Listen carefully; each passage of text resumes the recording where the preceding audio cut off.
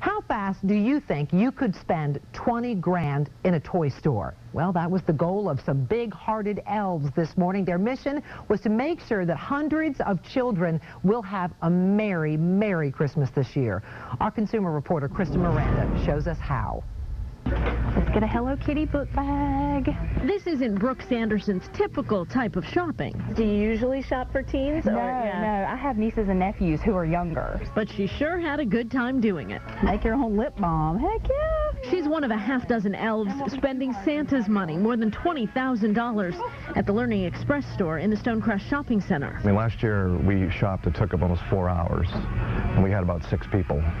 So you would think that you could spend it pretty quickly, but it takes some time. For 3 years now, BURKE Communications has held a golf tournament. Look at the little John Deere. Oh. The money raised used to buy toys for Tots.